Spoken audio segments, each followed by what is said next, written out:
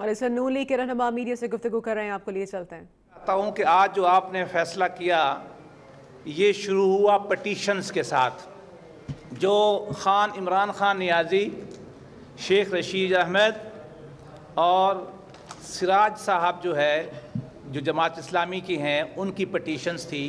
ان میں لے دے کے 3 بنیادی باتوں پہ زور تھا۔ ایک، نواز شریف صاحب کو ڈسکوالیفائی کرو، ان کے لندن میں 4 فلیٹس ہیں۔ بھی انہوں نے ٹیکس چوری کیا ہے، ان کو ڈسکوالیفائی کرو۔ اور تیسرا یہ کہ انہوں نے جو سپیچز کی ہیں اس میں کنٹرڈکشن ہے، وہ بھی لندن فلیٹ کے بارے میں، لہٰذا ڈسکوالیفائی کرو۔ معاملہ سپریم کورٹ میں گیا۔ پاکستان کی تاریخ میں، بلکہ کامن ویلتھ کی تاریخ میں یہ پہلا واقعہ تھا کہ اتنی فیکچول کنٹروورسی کی وجہ سے سپریم کورٹ براہ راست اس کا جورسڈکشن لے۔ لیکن ہمارے لیڈر نواز شریف صاحب نے یہ فیصلہ کیا کہ ہم کسی بھی ٹیکنیکل بنیاد میں نہیں جائیں گے اور ہمارا دامن صاف ہے، ہم عدالت میں جائیں گے، اپنا موقف پیش کریں گے۔ اس کے بعد اگلا سٹیپ آیا کہ 20 اپریل کو ججمنٹ آ گئی۔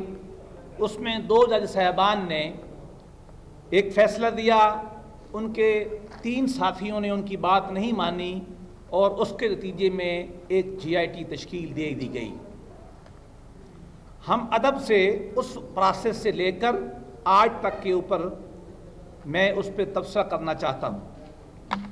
ہماری رائے میں GIT پہلی بات تو ہے کہ اس طرح کے پولیٹیکل کویسچن کو، جہاں ایک پولیٹیکل پارٹی ایک دفعہ دھرنے سے اقتدار نہ لے سکی، لاک ڈاؤن سے نہ لے سکی، اور پھر عدالت کے قدموں پہ آنے کے لیے، اقتدار کے لیے یا ایک گورنمنٹ کو گرانے کے لیے، یہ خالص پولیٹیکل کویسچن ہے۔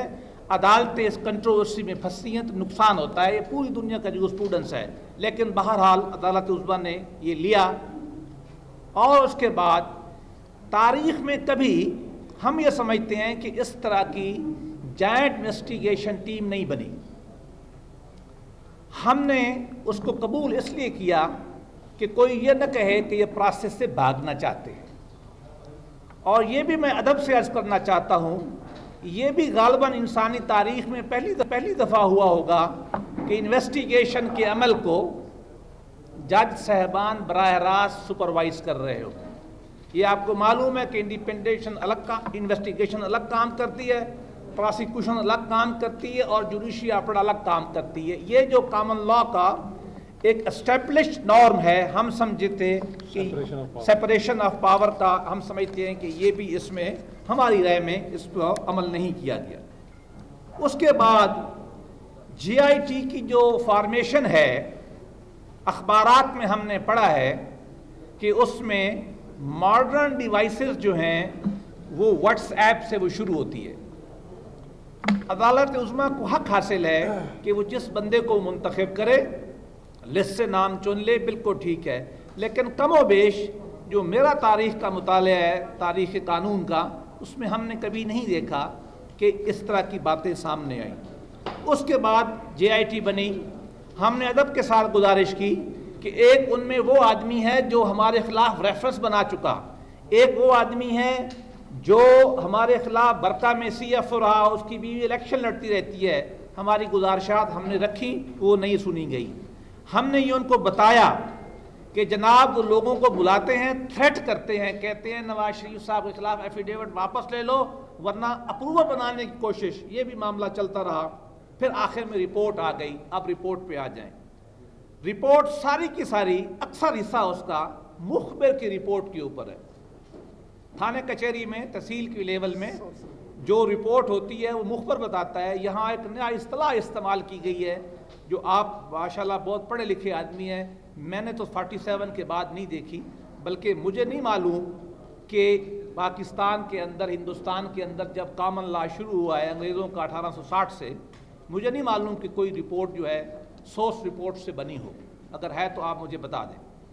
بہرحال اس میں سارے ڈاکومنٹ فوٹو کاپی ہیں، اور خود لکھا انہوں نے کہ ہم یہ نہیں کہتے کہ تصدیق شدہ ہے، عدالت اس کو دیکھ لے۔ خیر رپورٹ آ گئی، تھوڑا آگے چلے۔ 3 ممبر بنچ جو تھا انہوں نے JIT پہ ہیئرنگ کی، اچھی بات ہے، لیکن اس کے بعد جب ڈیسیژن کے لیے کل اناؤنس ہوا کہ جی 5 ممبر صاحبان اس کا فیصلہ کریں گے، کم از کم ہمارے لیے یہ حیران کن ضرور ہے۔ میرا نہیں خیال کہ آپ بھی کوئی اس کی ایک مثال ڈھونڈ سکیں گے۔ اس کی وجہ یہ ہے کہ RD آٹم پارٹم کا بنیادی اصول ہے کہ no one can be condemned unheard۔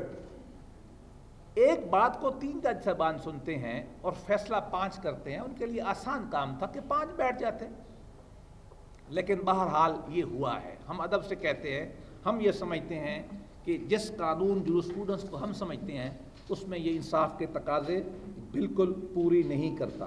اس کے بعد اب جو آرڈر آئے ہیں اس کے 3-4 پہلو میں عرض کرتا ہوں۔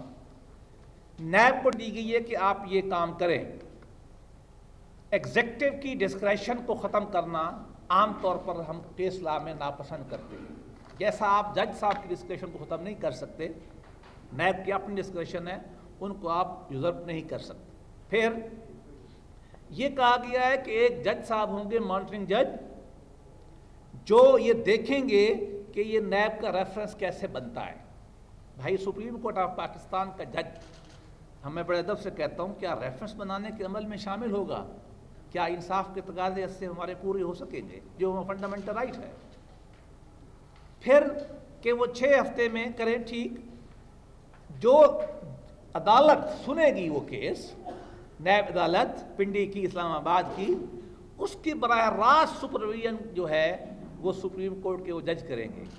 اس کی کیا مجال ہوگی کہ وہ ملزموں کو یا کسی کو وہ کس طرح ان کا فیئر ٹرائل کرے گا، آرٹیکل 10 کے تقاضے کیسے پورے کرے گا؟ آپ خود اس کا اندازہ لگا لیں۔ تھوڑا آگے چلیں۔ الزام تو یہ تھا کہ اربوں روپے، 50 ارب سے خان صاحب شروع ہوئے تھے کہ 50 ارب روپے کی کرپشن ہو گئی، پھر کہا 10 ارب کے وہ فلیٹ ہیں، موٹر وے میں کمیشن ہے، فلاں ہے، 30-35 سال کا ایک ایک کاغذ چھان مارا گیا۔ عدالت عظمیٰ کے 3 جج، 5 جج، 3 جج اور JIT 6 بندے، اور شاید ان کے ساتھ اور بھی بہت سارے لوگ شامل ہوں گے جن کو ساتھ بھائی جنات کہتے ہیں۔ چونکہ میں نے بارہا کہا ہے کہ میں عاجزی کے ساتھ کہتا ہوں کہ میں اچھا ایک وکیل ہوں، میں یہ رپورٹ 1 سال میں نہیں لکھ سکتا۔ میں اللہ اعلان کہتا ہوں کہ یہ رپورٹ لکھی جانے والی ہے نہیں، لیکن اس کے اندر بھی آپ کو 1 روپے کا بھی الزام نہ ملا، نہ موٹر وے کمیشن کا، نہ ایئرپورٹ میں کمیشن کا، نہ پاور پلانٹ میں کمیشن کا، نہ LNG کا۔ اب آپ ان کو ڈسکوالیفائی کرنا چاہتے ہیں کس بات پہ؟ کہ جی 2013 میں جب انہوں کو نامینیشن پیپر دیے، انہوں نے جو رقم لی ہی نہیں، خود لکھا ہے، جو لی ہی نہیں اپنے بیٹے سے، وہ ریسیویبل ہو سکتی تھی، وہ چونکہ آپ نے ظاہر نہیں کی، لہذا آپ ڈسکوالیفائیڈ ہے۔ بھائی آپ ڈسکوالیفائی کرتے ہیں ہمیں کسی کمیشن پہ، کسی کک بیک پہ، کسی کرپشن پہ، لندن کے فلیٹ پہ ہی کر دیتے ہوتی، آپ ٹیکس ایویژن پہ کر دیتے، جو ان کی پریئرز تھی 3، وہ تینوں کی تینوں نہیں ہیں۔ میں اس کو انٹرپریٹ کر سکتا ہوں، حق بجانب ہوں یہ طے کرنے میں کہ تینوں کو تینوں الزام تو آپ کے سپریم کورٹ نے نہیں مانے جو آپ نے ہمارے اوپر لگائے تھے۔ میں آخر میں 2 باتیں عرض کرنا چاہتا ہوں۔ پہلی بات تو یہ ہے کہ کبھی بھی 1947 سے لے کر آج تک کسی ایک وزیر اعظم نے اپنے 5 سال پورے نہیں کیے۔ یہ تاریخ کی آئرنی ہے، یہ سازش ہے، ہماری میچورٹی ہے، جو بھی آپ نام دے دیں، امر واقعہ یہی ہے۔ اور اس کے برعکس ایک خود ساختہ فیلڈ مارشل تشریف لائے تھے، تاریخ انسانی میں پہلی دفعہ اپنے دستخطوں سے آئین لگا دیا تھا۔ 58 میں آئے تھے، 69 تک رہے، 11 سال ان کے ٹینیور کسی نے کاٹے نہیں ہیں، بلکہ 200 کیس میں یہ کہا گیا تھا کہ یہ تو نظریہ ضرورت ہے اور یہ گرونڈ نارم ہے۔ میں آپ کو بتا دوں प्रोफेसर कैल्सन की जिस थ्योरी के ऊपर उन्होंने 200 जजमेंट दी थी, प्रोफेसर कैल्सन ने बर्कले लॉ रिव्यू में मजमून लिखा था कि मुझे गलत कोट किया जा रहा है।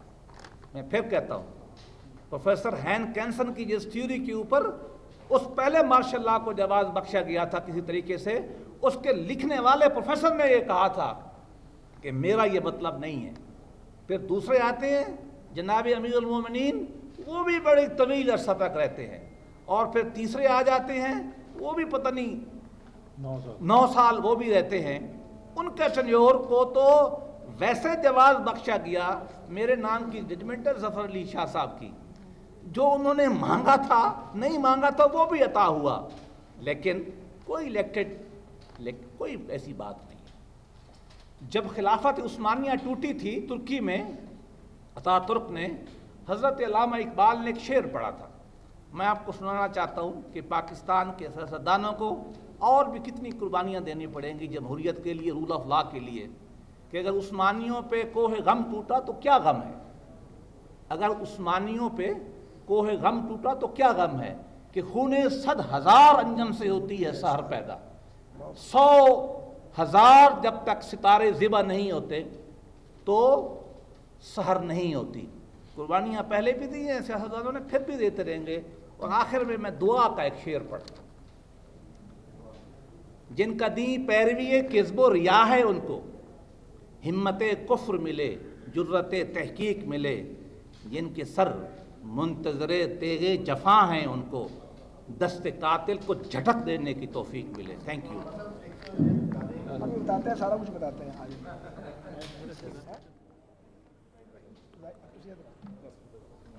आ जाइए।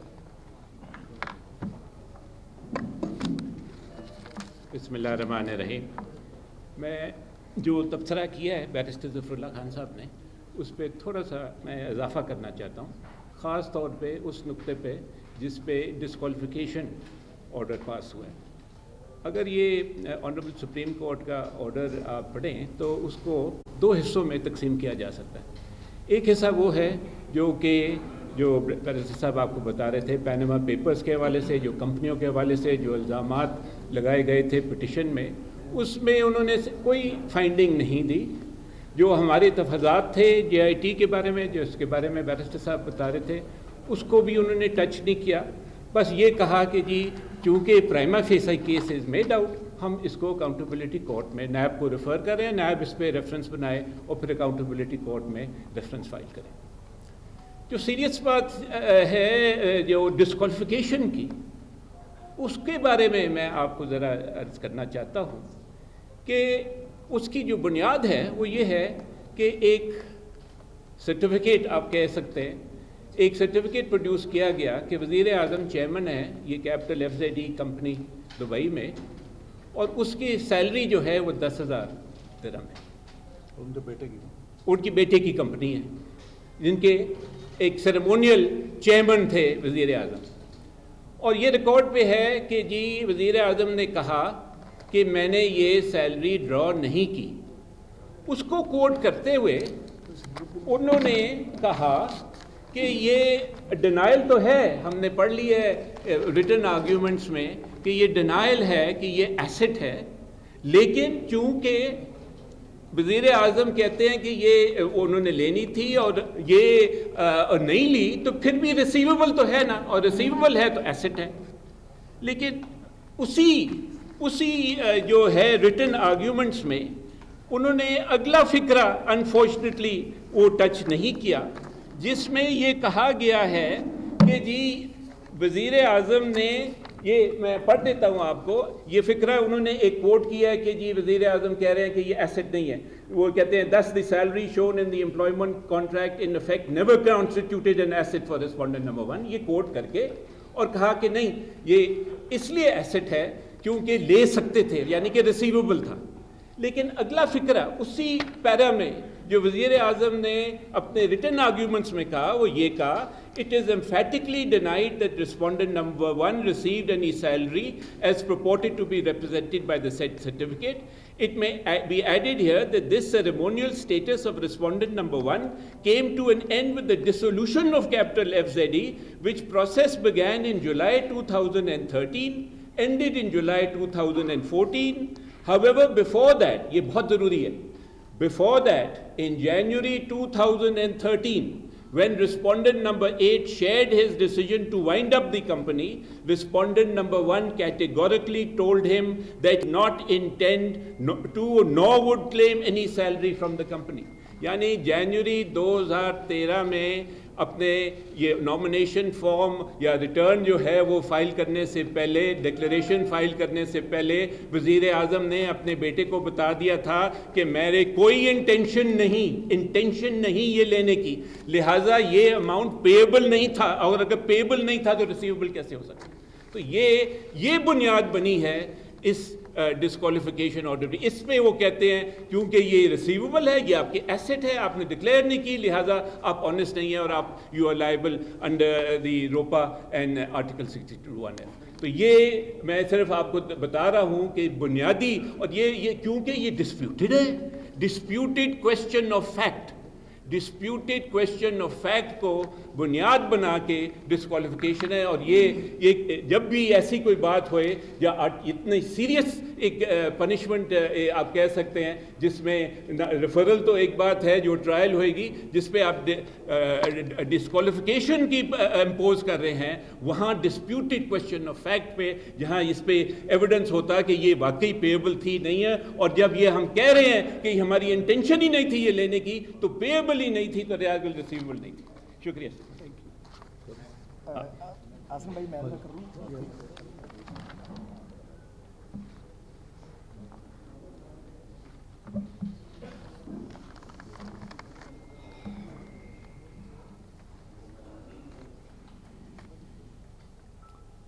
बिस्मिल्लाहिर्रहमानिर्रहीम।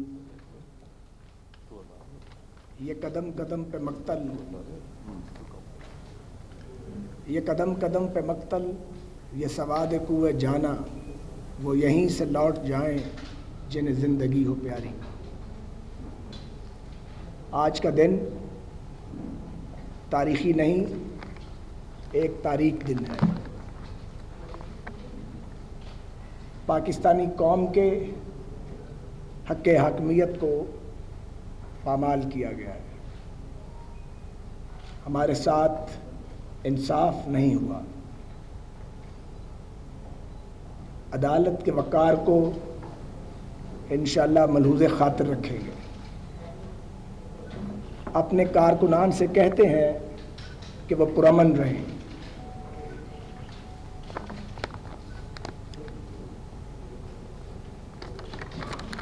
बैरिस्टर ज़फ़रुल्लाह साहब ने जो शेर पढ़ा था वो मुकम्मल नहीं किया आपने कहा था कि निसार में तेरी गलियों पे वतन के जहाँ चली है रस्म के कोई न सर उठा के चले, जो कोई चाहने वाला तवाफ़ को निकले, नज़र झुका के चले जिस्मो जान चुरा के चले।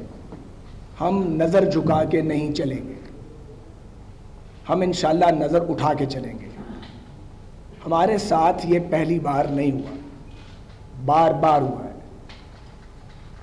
हम बहुत अच्छी तरह जानते हैं कि मियां नवाज शरीफ का और मुस्लिम लीग नून का जुर्म क्या है। हम क्या मांगते हैं? हम पाकिस्तान में सिविल सुप्रीमेसी मांगते हैं। हम क्या मांगते हैं? हम मुंतखब हो के ईवानों में आते हैं और रुस्वा करके ईवानों से निकाले जाते हैं, फिर जेलों की यात्रा करते हैं। लोग अपने घरों में बैठते हैं, हम आमरीयतों का मुकाबला करते हैं, अपनी जिस्म और रूह पर जख्म झेलते हैं, उफ नहीं करते। फिर इस मुल्क में जाने दे के जमहूरियत को वापस लाते हैं। फिर मुल्क के हाउस को इन ऑर्डर करते हैं, मुल्क के मरते हुए अदारों को चलाते हैं, कराची का अमन बहाल करते हैं, बलूचिस्तान में शोरिश करने वालों को कौमी धारे में वापस लाते हैं, मुल्क का ख़जाना भरते हैं। یمن اور قطر کے معاملے میں قومی خود مختاری پر سمجھوتا نہیں کرتے اس کی سزا ملتی ہے. فیک ڈاکومنٹس آتے ہیں باہر سے, باہر پھر ہماری بات سنی نہیں جاتی کہ نواز شریف ڈکٹیشن نہیں لیتا. نواز شریف کے ساتھ یہ پہلی بار نہیں ہوا.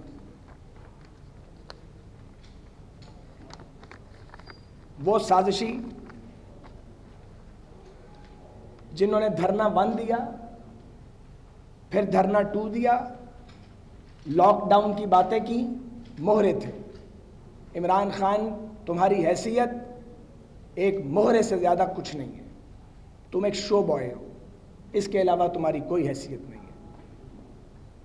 ہم تمہارے بارے میں یہ کہنا نہیں چاہتے تھے, لیکن تم نے ہمیں یہ کہنے پہ مجبور کیا ہے. آج یہ بات بہت لوگ کہہ رہے ہیں, کل پوری قوم یہ بات کہے گی. کون سی کرپشن ہوئی ہے, کون سی لوٹ مار ہوئی ہے, کس منصوبے میں کک بیک لیا گیا ہے؟ پاناما پیپرز تو پیچھے رہ گئے. یہ ڈسکوالیفیکیشن پاناما پیپرز کی بنیاد پہ ہوئی ہے, کسی کرپشن کی بنیاد پہ ہوئی ہے, عہدے کے ناجائز استعمال کی بنیاد پہ ہوئی ہے؟ جی نہیں. بیٹے کی ایک کمپنی, والد اس کا سیریمونیل چیئرمین, 1 ٹکا وصول نہیں کیا, اقامہ اور کاغذات نامزدگی کے دوران لف کیے گئے اور ہم ڈسکوالیفائڈ ہیں.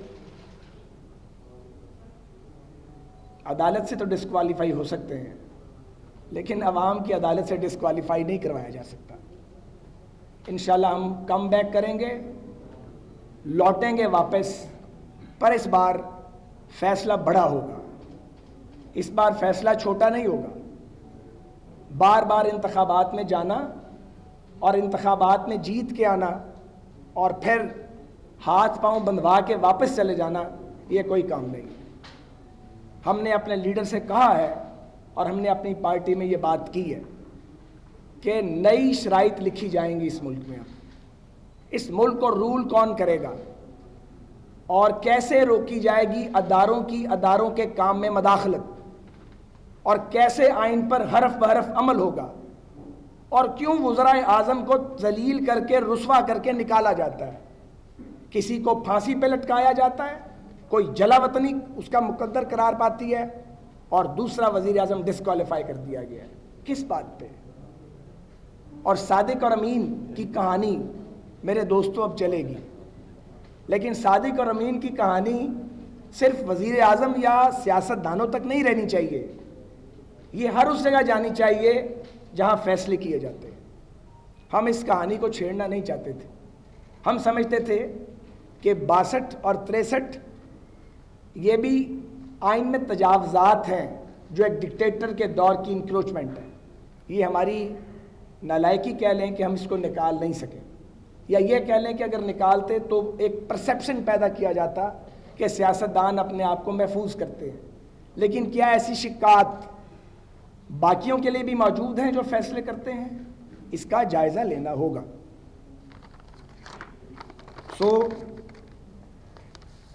میں یہ ضرور کہوں گا, خان صاحب بغلے نہ بجائیں, کیونکہ چند روز تک اب بغلے جھانکیں گے, اور جو خوشیاں منا رہے ہیں وہ بہت جلد سوچیں گے کہ ہم نے کیا غلطی کی, کیونکہ مکافات عمل ہے, کیونکہ توازن کرنا پڑتا ہے. قائم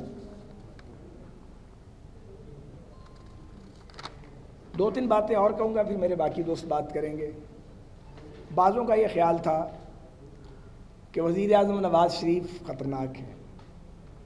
ہمارا یہ خیال ہے کہ اب جب کہ وہ وزیر اعظم نہیں رہے تو وہ سیاسی طور پہ زیادہ مؤثر ہوں گے اور جمہوریت کے دشمنوں کے لیے زیادہ خطرناک اور لتھل ہوں گے. اس کا انتظار کیجیے گا. ہم عوام کی عدالت میں جائیں گے.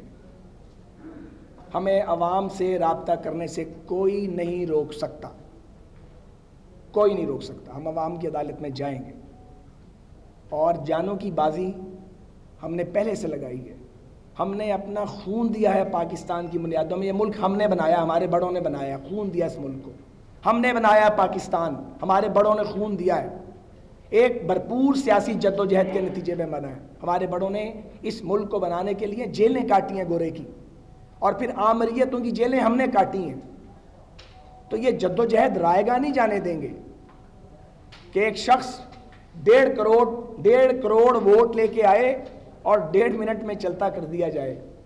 اور جس راستے پہ صادق اور امین کے اب پاکستان کو ڈال دیا گیا ہے, تو پھر یہ سوال اب بار بار پوچھا جائے گا اور ہر کسی سے پوچھا جائے گا, آپ صادق اور امین ہیں, اپنی تلاشی دو. تو کون کون تلاشی دے گا اور کہاں کہاں تلاشی دے گا؟ بہرحال ہم تو پاکستان کو نواز شریف صاحب کی قیادت میں شاہراہ ترقی پر ڈال چکے تھے.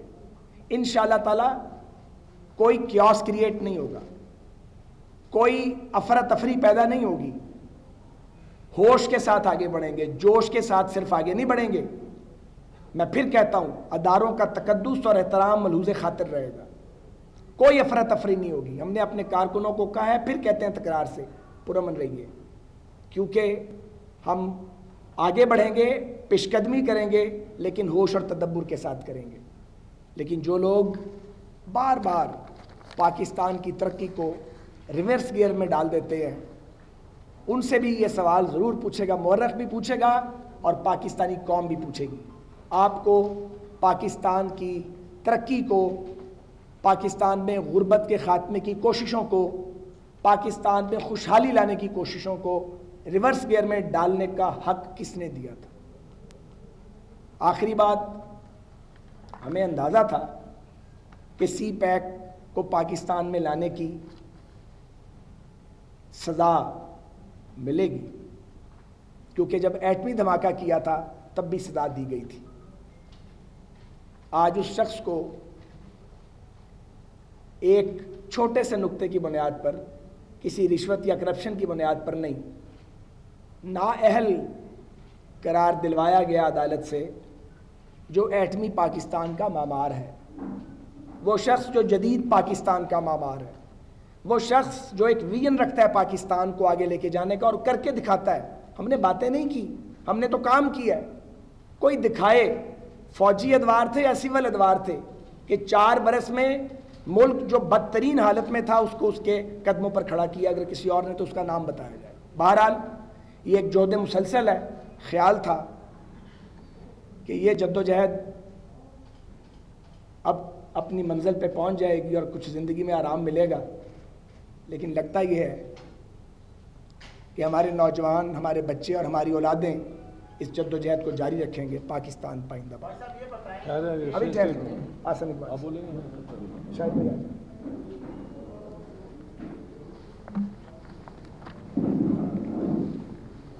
تقریباً ساری باتیں میرے کلیگز نے کر دی ہیں.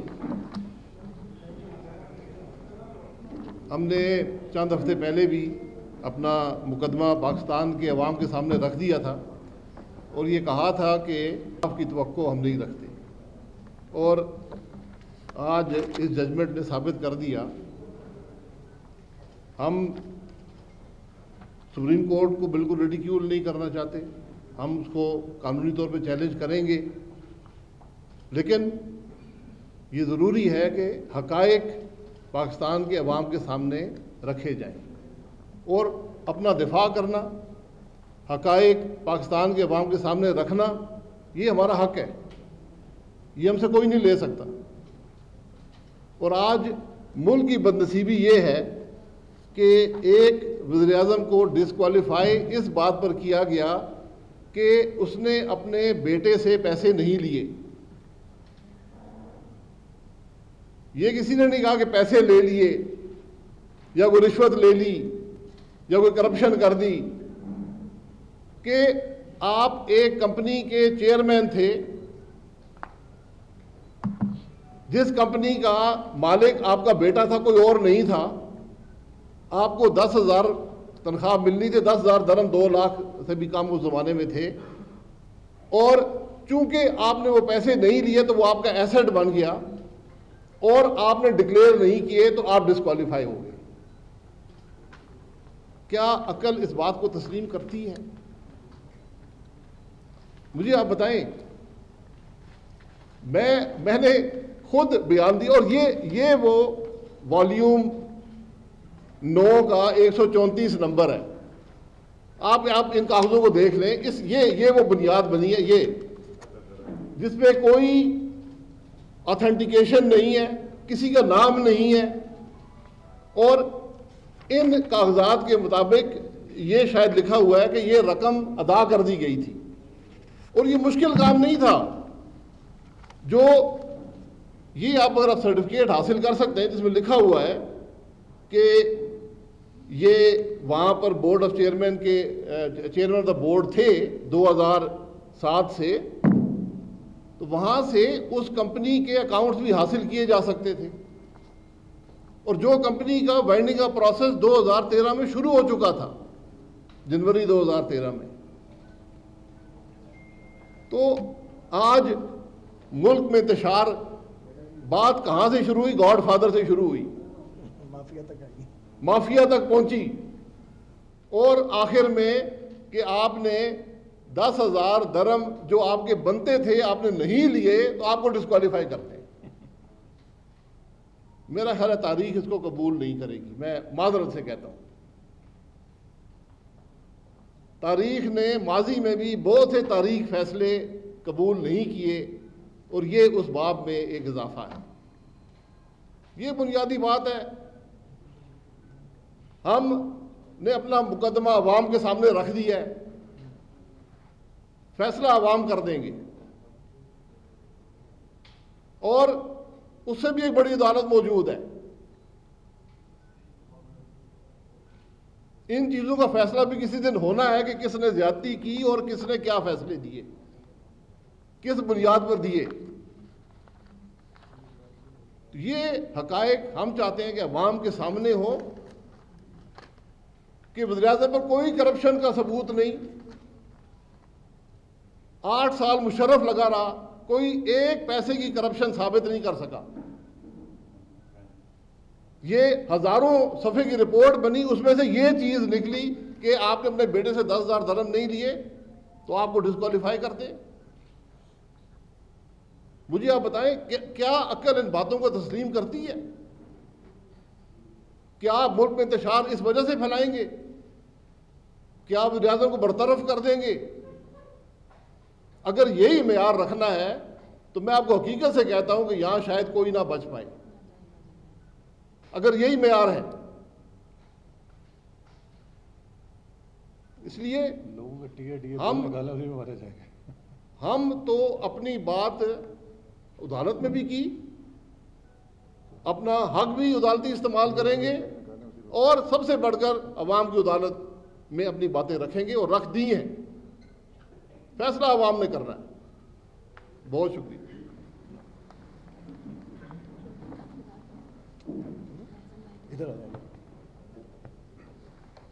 बिस्मिल्लाहिर्रहमानिर्रहीम। जैसा कि आप सब हमारे कोलीग्स की बात सुन चुके हैं, सबसे पहले तो मैं पाकिस्तान मुस्लिम लीग नून के वोटर्स से मुखातिब हूँगा और फिर पाकिस्तान के अवाम से। चूँकि पाकिस्तान मुस्लिम लीग नून का वोटर है जिसने नवाज़ शरीफ साहब को मैंडेट दिया कि वो पाकिस्तान के वज़ीर आज़म मुंतखब हों, और पाकिस्तान के अवाम कि वो वज़ीर आज़म मुंतखब हुए और उनकी खिदमत करते रहे। तो आज मेरा पाकिस्तान मुस्लिम लीग नून के मेंबर की हैसियत से सुप्रीम कोर्ट के फैसले के नतीजे में अपनी क़यादत पे एतमाद 10 गुना बढ़ गया। मैं 1988 में वज़ीर आज़म नवाज़ शरीफ के सियासी सफ़र में शरीक हुआ था, जब अमेरिका से पढ़कर आया और मोहम्मद खान जुनेजो की हुकूमत को बरतरफ किया गया। और शायद वो मोहम्मद खान जुनेजो के जिसे आज सियासी और जमहूरी तारीख में कहा जाता है कि पाकिस्तान के सबसे मासूम तरीन वज़ीर आज़म थे, दयानतदार भी थे, और उन्हें भी चोर और डाकू बना के बरतरफ किया गया।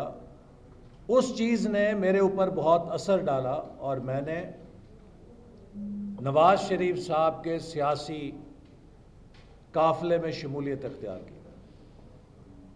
मैं ये बात दुख के साथ कहना चाहता हूँ कि ये बाल सफ़ेद हो गए, पूरी ज़िंदगी इस सफ़र में गुजार दी है। आज हम फिर 1988 की वो जून की घड़ी में खड़े हैं। 30 سال میں پاکستان کو ہم آگے نہیں لے کر جا سکے.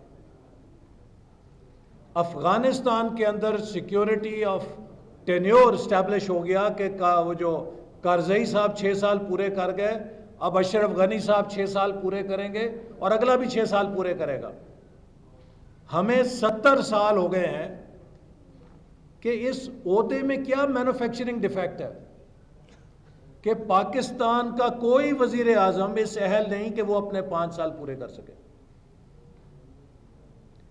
اور آپ نے دیکھا کہ یہ جو ابھی شاہد خاقان عباسی صاحب نے آپ کو تفصیل بتائی کہ عمران خان صاحب اور ان کے جو ساتھی ہیں وہ شروع ہوئے کہ جناب 50 ارب روپے کی کرپشن، پتہ نہیں پھر 10 ارب کی کرپشن، پھر وہ 4 فلیٹ جی اتنے ارب کی مالیت کے اور کیا کیا. اور آج جب یہ فیصلہ آیا تو مجھے لگا وہ محاورہ یاد آ گیا کہ کھودا پہاڑ نکلا چوہا اور وہ بھی مرا ہوا. یعنی کہ جو پریئر تھی کہ جناب یہ نواز شریف صاحب لندن کے 4 فلیٹوں کے مالک ہیں، پریئر یہ تھی کہ جناب نواز شریف صاحب نے جتنی کرپشن کی ہے پاکستان میں اتنی کسی نے نہیں کی. جو پریئر تھی کہ پاکستان کے اندر ان کے پاس جتنی دولت ہے اس کا انہوں نے اظہار نہیں کیا اپنے ٹیکس ریٹرنز کے اندر. تو اگر یہ نااہلیت اس بنیاد کے اوپر ہوتی کہ کوئی قطعیت کے ساتھ اس جے آئی ٹی کی رپورٹ کی روشنی میں عدالت کہتی کہ یہ ہمارے پاس واضح اور 2 ٹوک ثبوت آ گیا ہے کہ نواز شریف صاحب ان فلیٹس کے مالک ہیں اس لیے ہم نااہل کر رہے ہیں، تو کچھ شرمساری ہوتی ہمیں آج. اگر عدالت کے فیصلے میں یہ ہوتا کہ جناب اتنے کروڑ کے اثاثے ہم نے آپ کے دیکھے ہیں، جو آپ نے اتنے ارب کے اثاثے ہیں ان کو اپنی ڈیکلریشن میں شامل نہیں کیا تھا تو ہم آپ کو نااہل کر رہے ہیں، تو کوئی بات ہوتی. نااہل کیا جا رہا ہے 20 کروڑ عوام کے منتخب وزیر اعظم کو، جو ایک نیوکلیئر کنٹری کا وزیر اعظم ہے. کس بنیاد پہ کہ 10,000 درہم کی تنخواہ آپ نے اپنے بیٹے کی کمپنی سے، جو اس کے آپ چیئرمین تھے، وصول نہیں کی. آپ وصول کر سکتے تھے، لہٰذا وہ آپ کا اکاؤنٹ ریسیویبل تھا اور لہٰذا آپ کا ایسٹ تھا، اور آپ نے اس کو ڈکلیئر نہیں کیا. میں آپ کو یہ عرض کرنا چاہتا ہوں کہ چلے اگر میرے جیسا کوئی غریب آدمی 10,000 درہم کو ڈکلیئر نہ کرے تو وہ میرے ایسٹس کا شاید 20% یا 30% بنے گا. اگر یہ مان بھی لیا جائے کہ 10,000 درہم ان کے ریسیویبل تھے اور انہوں نے ان کو ڈکلیئر نہیں کیا، جو 2 لاکھ روپے یا 2.25 لاکھ روپے مالیت بنتی ہے، اگر آپ وزیر اعظم نواز شریف صاحب کی ویلتھ سٹیٹمنٹ اور وہ ڈیکلریشن دیکھیں جو انہوں نے الیکشن کمیشن کو دیا ہے، تو میرا خیال ہے اس میں کروڑوں مالیت کے اثاثے ظاہر کیے گئے. کروڑوں روپے کے مالیت کے اثاثے ظاہر کیے گئے ہیں. کیا یہ عقل مانتی ہے کہ جہاں انہوں نے جتنے کروڑ کے مالیت کے اثاثے ظاہر کیے اس میں 2.25 لاکھ روپے اور ظاہر کر دینے سے ان کے اوپر کوئی تلوار گر جانی تھی؟ 2 لاکھ یا 2.25 لاکھ اگر انہوں نے مینشن نہیں کیے تو ان کی جو ویلتھ سٹیٹمنٹ یا ویلتھ سٹیٹس ہے اس میں کیا کوالٹیٹیو چینج آ جاتی ہے جس کو وہ چھپا رہے تھے. اگر آپ کی یہ بات درست بھی مان لی جائے تو یہ ایک اتنی چھوٹی اومیشن ہوگی کہ شاید کوئی اتنی بڑی عدالت اس کو اپنے زیر غور لانے کے قابل بھی نہیں سمجھے گی. ایک ہیومن ایرر کے طور پہ یا ایرر آف اومیشن کے طور پہ آپ اس کو اوور لک کر دیں گے. آپ کوئی بھی اسٹیٹمنٹ بنائیں، اگر آپ 10 کروڑ کی اسٹیٹمنٹ بنا رہے ہیں اور اس میں 10-20 ہزار روپے یا 1-2 لاکھ کی اومیشن نظر آ جائے تو یو ول اوور لک کہ یہ ہیومن ایرر بھی ہو سکتا ہے. لیکن آپ یہ دیکھیے کہ وہ وزیر اعظم جس پہ آپ نے اربوں روپے کی کرپشن کے الزامات لگا کے پورے ملک کو تہو بالا کر دیا، پچھلے 1 سال سے ایک ہیجان پیدا کیا ہوا ہے، تو اس اربوں روپے کی کرپشن کی کہانی کے اندر سے نکلے 2 لاکھ روپے، اور وہ 2 لاکھ روپے بھی کہ جن کو میں نے مرا ہوا چوہا کیوں کہا کہ جی یہ ریسیویبل ہو سکتے تھے، آپ نے لیے نہیں، یہ ہو سکتے تھے، ایک امکان کے مفروضے کے اوپر وزیر اعظم کو ڈسکوالیفائی کر دیا گیا۔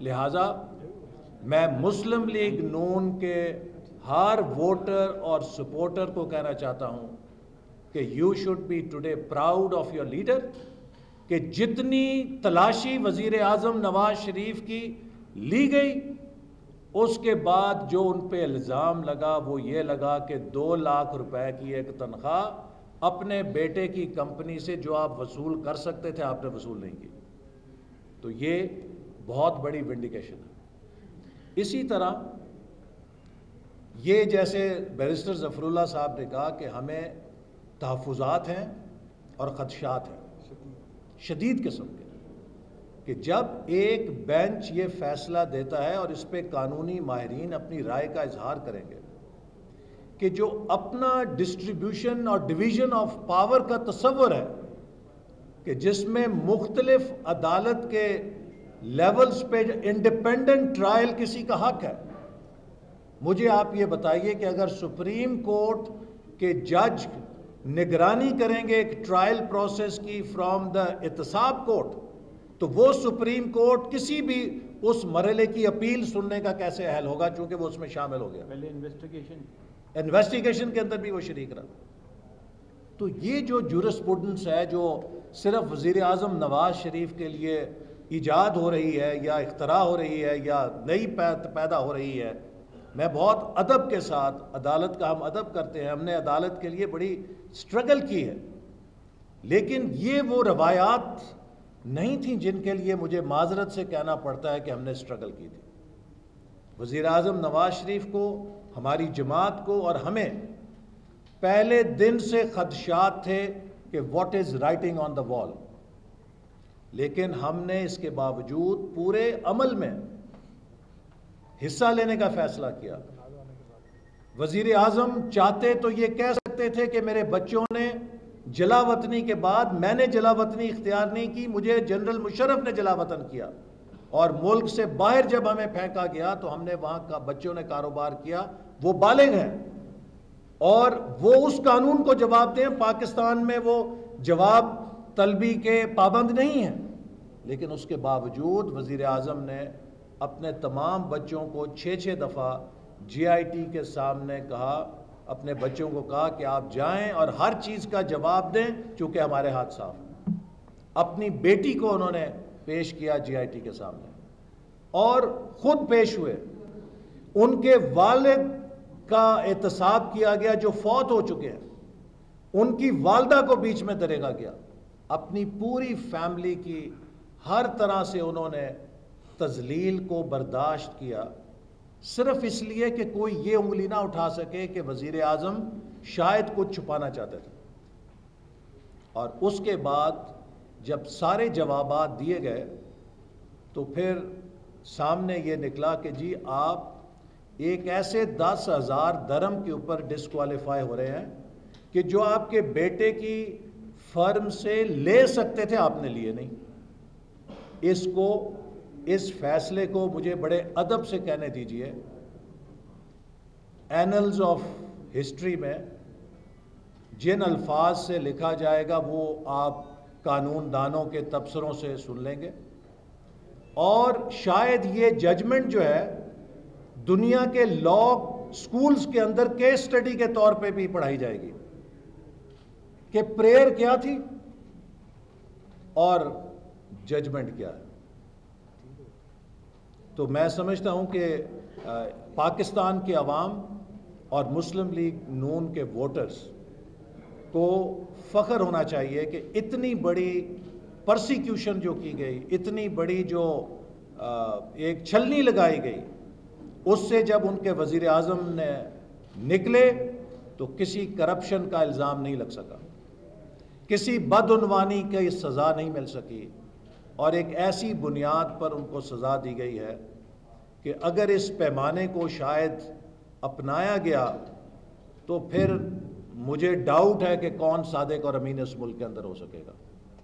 تو میں انہی الفاظ کے ساتھ ایک بات یہ کہنا چاہوں گا کہ وزیر اعظم نواز شریف نے آج اپنی پارٹی کے ساتھ جو میٹنگ ہوئی اس میں دو ٹوک الفاظ میں کہا ہے کہ ہم پاکستان کے عوام کے مینڈیٹ کا دفاع کریں گے، اور انشاءاللہ تعالی مسلم لیگ نون کی حکومت 4 جون 2018 تک اپنا مینڈیٹ مکمل کرے گی، اور ہم اپنے قانونی اور آئینی آپشنز کو استعمال کریں گے۔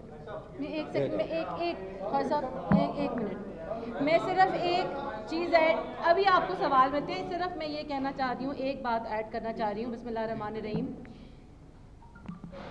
کہ وزیر اعظم پاکستان کا جرم یہ تھا کہ وہ وزیر اعظم پاکستان بنے اور بار بار بنے، لیکن کسی بھی وزیر اعظم کو تو گھر بھیجا جا سکتا ہے، لیکن پاکستان مسلم لیگ نون کے لیڈر محمد نواز شریف کو کوئی گھر نہیں بھیج سکتا۔ وہ اپنی پوری طاقت سے واپس لوٹ کے آئیں گے اور عوام ان کو ان کا یہ حق دلوائیں گے۔ اور جو ساری باتیں میرے سینئر کولیگز نے کی میں ان کو دہراؤں گی نہیں، لیکن as a student of law یہ جو ججمنٹ، یہ جو آرڈر ہم نے دیکھا ہے، اس کے اندر اتنے سوالات اٹھتے ہیں کہ شاید میں آج نادم ہوں کہ میں ایک وکیل کیوں بنی۔ میں بہت نادم ہوں، میں شرمندہ ہوں، کیونکہ اگر میں نے اس قسم کی چیزیں پڑھنی ہیں تو میرے دماغ میں سوال اٹھیں گے۔ میرے دماغ میں سوال اٹھتا ہے کہ ریسیویبل کی بنیاد پہ ایک ایسی اماؤنٹ جو prime minister Nawaz Sharif exile کے زمانے میں اپنے بیٹے کی کمپنی کے ایک سیریمونیل ہیڈ بنتے ہیں، اور اس کے تحت کوئی اماؤنٹ اکرو ہوتا ہے اور وہ نہیں لیتے، اور وہ اماؤنٹ کی وہ نہیں لیتے، وہ ڈکلیئر نہیں کرتے، وہ کہتے ہیں ان کے اوپر جرم یہ بنا ہے کہ آپ نے ڈکلیئر نہیں کیا، لیکن وہ ریسیویبل تھا، وہ آپ کا ایسٹ تھا، لیکن آپ نے ڈکلیئر نہیں کیا۔ تو ریسیویبل کی ڈیفینیشن ہم نے کہاں سے لی؟ نیشنل اکاؤنٹیبلٹی کا جو لا ہے اس میں جو ایسٹس کی ڈیفینیشن دی ہے اس میں ریسیویبل موجود نہیں ہے۔ جو نیشنل پیمنٹ سسٹم ہے پورے پاکستان کا، جو پوری دنیا میں چلتا ہے، اس میں جو پیسہ آتا ہے صرف وہ پیسہ ڈکلیئر کیا جاتا ہے۔ تو یہ سارے جو لیگل سٹرکچرز ہیں ان سے ہٹ کر اگر کوئی طریقہ کار استعمال کیا گیا ہے تو اس کے اوپر ہم سوال اٹھائیں گے اور ہم ضرور اپنا مدعا لے کے جائیں گے۔ سب کے سنیں جی، ادھر سے آ رہے ہیں۔ اس کو آپ کے ساتھ قبول کر لیا ہے، کب اس کو چیلنج کرنے جا رہے ہیں، ریویو کر رہے ہیں، اور کیا آپ جو 10واں والیوم ہے اس کو بھی کھولنے کی اصلاح کریں گے؟ میرا سوال یہ ہے پاکستان مسلم لیگ نون نے فیصلے پر عمل درآمد کا آغاز کر دیا ہے۔ فیصلہ قابل قبول نہیں ہے، ہمارے اعتراضات ہیں، ہمارے تحفظات ہیں، اور صدر جماعت اپنے قانونی مشیروں سے مشاورت کر رہے ہیں ریویو پٹیشن کے حوالے سے۔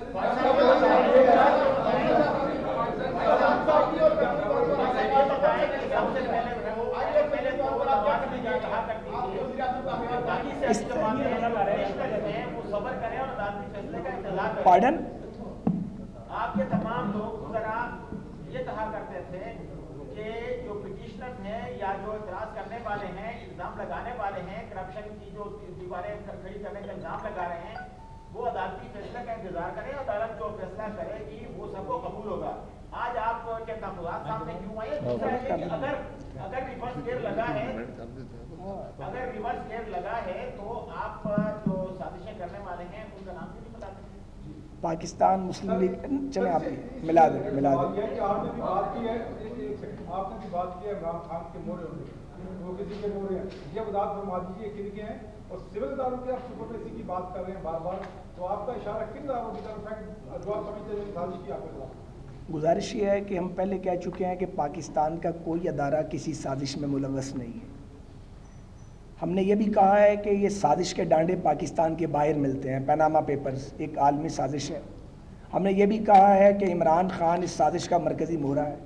ہم نے یہ بھی اگین اینڈ اگین کہا ہے کہ پاکستان میں بھی اس سازش کے لیے لوگ دستیاب ہیں اور وہ جا بجا موجود ہیں. فورن فنڈنگ جو کرتے ہیں, فورن فنڈنگ کی بات بھی ہم نے آپ کے سامنے کی. وہی لوگ اسی کا ہو رہا ہے نا. جہاں تک فیصلے کی قبولیت کا معاملہ ہے, دو باتیں ہیں اور یہ ہمارا فنڈامنٹل رائٹ ہے اور ہم نے یہ ہمیشہ کہا ہے. اور مجھے اپنے الفاظ اگر میں بولا ہوں تو مجھے میرے الفاظ دکھا دیں اگر میں نے کہیں بولے ہیں, تو ہمیں تو پہلے بھی نظر آ رہا تھا کچھ. گزارش یہ ہے کہ عدالتی فیصلوں پر عمل درآمد کرنا چاہیے تاکہ انتشار نہ پھیلے, افراتفری نہ پھیلے. عدالتوں کے وقار کو ملحوظ خاطر رکھا جانا چاہیے. عدالت کے وقار کو ملحوظ خاطر رکھا گیا اور انشاءاللہ رکھا جائے گا. لیکن جو ناانصافی ہمارے ساتھ ہوئی ہے اس کا تذکرہ ہم نے آپ کے سامنے کیا ہے, اور اگر P M L N review petition میں جاتی ہے جس کا امکان موجود ہے اس میں ساری ڈیٹیلز آ جائیں گی سامنے. ہم نے وزیر اعظم نے نوٹیفیکیشن ایشوز ہونے سے پہلے یہ استعفیٰ دے دیا. جی جی, جس طرح وزیر اعظم کا فیصلہ آپ جس طرح بتا رہے ہیں کہ ہم نے یہ فیصلہ کیا کہ ہم احترام کے ساتھ مینڈیٹ کا احترام کریں گے, لیکن یہ بھی بتائیں کہ فیصلہ یہ کیوں ہے کہ وزیر اعظم کون ہوگا, نیا وزیر اعظم آپ لوگوں کا. دیکھیے, وہ پاکستان مسلم لیگ نون کی پارلیمنٹری پارٹی کا اجلاس جلد بلایا جا رہا ہے اور اس میں فیصلہ کیا جائے گا. البتہ ایک چیز اور جو میں آپ کو کہنا چاہتا ہوں کہ یہ شاید کسی نے سوال اٹھایا کہ نہیں اٹھایا, اس سوال نے پاکستان میں ایک کانسٹیٹیوشنل کرائسس بھی پیدا کر دیا. دیر از نو گورنمنٹ رائٹ ناؤ.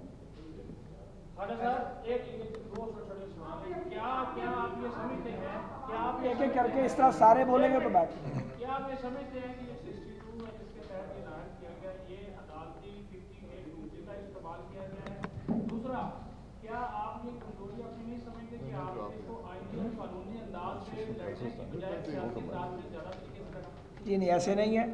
ہمارے وکلاء نے, ہماری لیگل ٹیم نے اپنے مقدمے کو الحمدللہ مؤثر انداز میں پیش کیا ہے اور انصاف ہوتا نظر نہیں آیا.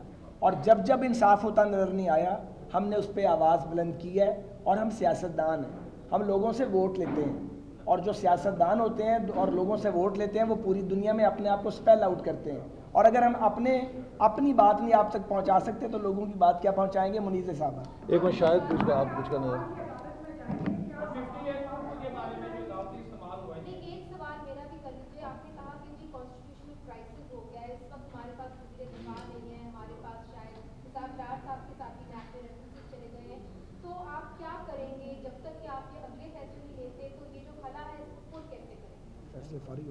دیکھیے, یہ تو اس وقت آئین کے مطابق ہم چلیں گے اور صدر صاحب جو ہی قومی اسمبلی کا اجلاس بلائیں گے for the election of the new parliamentary leader, اس کو ہم فالو کریں گے.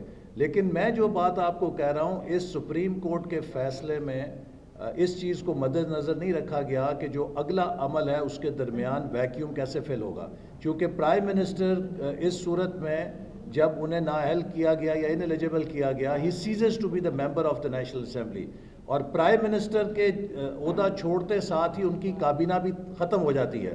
تو اس وقت پاکستان میں نہ کوئی پرائم منسٹر ہے, نہ پاکستان میں کوئی کابینہ ہے, اور جو ہی صدر صاحب نیا عمل شروع کریں گے تو اس کے بعد یہ ایفیکٹ ہو جائے گا. لیکن میں ایک اور آپ کو آئین کے مطابق جو عمل ہے اس کے مطابق ہم کر لیں گے. لیکن اس ایک فیصلے کے اندر اس چیز کو پیش نظر نہیں رکھا گیا کہ یہ ٹرانزیشن کیسے ہوئے گی. ایسا نہیں, مقصد یہ بتائیے گا کہ جب آپ یہ کہہ رہے ہیں کہ انصاف ہوتا ہوا نظر نہیں آیا, تو اب اگر مسلم لیگ نون ریویو پٹیشن دائر کرتی ہے تو آپ کس توقع کے تحت دوبارہ سپریم کورٹ سے رجوع کر رہے ہیں؟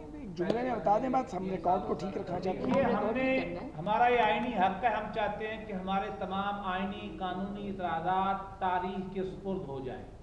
میرا خیال ہے اور جو نسل ہے اس کو دیکھتی رہے. البتہ یہ فیصلہ ویسے ہی شمار ہوگا جیسا مولانا تمیز الدین کیس تھا, جیسا 200 کیس تھا, جیسا 200 بھٹو کیس تھا, جیسا ظفر علی شاہ کیس تھا. یہ ویسا کیس ہوگا. دا ہسٹری ول جائے دا ججز. جی آپ بتائیں.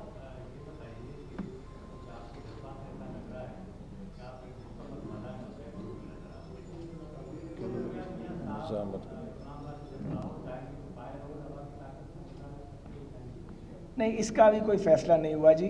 اور میں نے پہلے گزارش کی ہے کہ ہماری الحمدللہ ہماری ہی جماعت سے اگلے وزیر اعظم ہوں گے اور 2 صوبوں میں ہماری حکومت قائم ہے. ہماری لارجسٹ پولیٹیکل پارٹی ہے پاکستان کی. سو جو بھی ہمارے ساتھ کیا گیا ہے اس کا رد عمل ویسا بالکل نہیں ہوگا, اور ہم ہوش اور تدبر کے ساتھ پیش قدمی کریں گے, لیکن عوام سے رجوع ڈیفینیٹلی کریں گے اور عوام ہی کی عدالت میں بھی یہ فیصلہ جائے گا. ذرا چودھری نثار صاحب کا سوال ہے لڑ دے ذرا. جی بھائی صاحب, چودھری نثار صاحب نے جو پرائم منسٹر کو کہا تھا, جو انہوں نے گزارشات پیش کی تھی, آج 2 دفعہ ملاقات ہوئی ہے چودھری نثار صاحب کی, تو کیا پرائم منسٹر اور جو حکومتی جماعت ہے وہ اسی طرح عمل کر رہی ہے؟ اور چودھری صاحب کا اس فیصلے کے بعد استعفیٰ, اب تو کیبنٹ بھی ڈیزالو ہو گئی ہے لیکن ان کی رکنیت بھی قومی اسمبلی کی ختم ہو گئی ہے. دیکھیں, کل ہی چودھری نثار علی خان صاحب نے یہ ڈینائل کر دی تھی, کیونکہ کسی ایک آدھ چینل پہ اس کو مس کوٹ کیا گیا تھا. انہوں نے یہ کہا تھا کہ میں استعفے کے بارے میں سوچ رہا تھا, مگر بعض دوستوں سے ملاقات کے بعد میں نے اس کو چھوڑ دیا تھا. چودھری نثار علی خان PMLN کے پلر ہیں, اور انہوں نے کل کہہ دیا تھا کہ اگر برا وقت ہوگا میں چٹان کی طرح کھڑا ہوں گا. وہ اپنی کمٹمنٹ اور اناؤنسمنٹ کے مطابق سارا دن PM ہاؤس میں نواز شریف صاحب کے ساتھ موجود رہے. آپ ذرا شاہد خاقان صاحب سے سوال ہے. شاہد بھائی سے.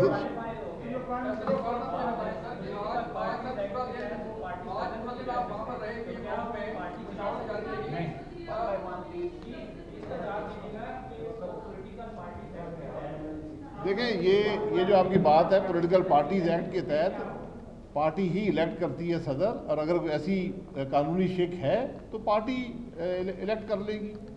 دیکھیے, ہم نے ان چیزوں کا جنرل مشرف کے دور میں سامنا کیا ہوا ہے, اور اس وقت بھی مصنوعی طور پہ پرائم منسٹر نواز شریف کو پارٹی کے عہدوں سے علیحدہ کرنے کی کوشش کی گئی تھی, لیکن وہ کامیاب نہیں ہوئی.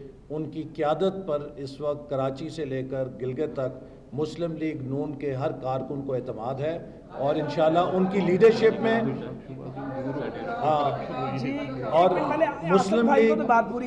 مسلم لیگ نون کی جو منزل ہے ایک حقیقی جمہوری پاکستان, اس کی قیادت وزیر اعظم نواز شریف کرتے رہیں گے.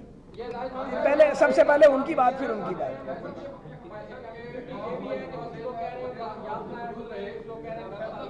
ارشد بھائی ایک سیکنڈ ابھی.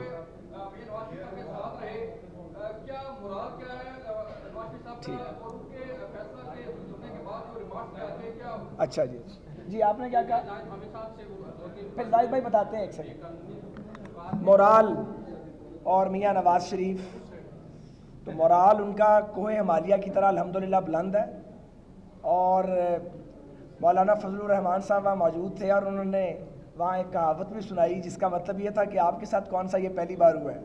ہمیں تو عادت ہو گئی ہے, ہر بار گر کے اٹھتے ہیں اور اس کے بعد پھر جمہوریت کا علم اٹھا کے چل پڑتے ہیں.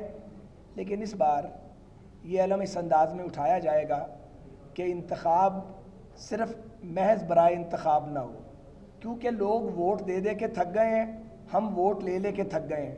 جب ہم ریفارمز لاتے ہیں, بیٹرمنٹ لاتے ہیں, کہیں نہ کہیں سے کوئی نہ کوئی حملہ ہو جاتا ہے, تو یہ حملوں کا راستہ بند کرنا پڑے گا. اس کے لیے کچھ نئی شرائط اور کچھ نئی ٹرمز جو ہیں اس ملک میں ان کو وضع کرنا پڑے گا. میرا خیال ہے. Thank you very much. Thank you ji, بہت شکریہ. مسلم لیگ نون کے رہنماؤں کی پریس کانفرنس جاری تھی. احسن اقبال اور خواجہ سعد رفیق موجود تھے, شاہد خاقان عباسی بھی اس پریس کانفرنس میں موجود تھے. تمام رہنماؤں کا یہ کہنا تھا کہ سپریم کورٹ کے فیصلے کے نتیجے میں اپنی قیادت پر اعتماد 10 گنا بڑھ گیا ہے.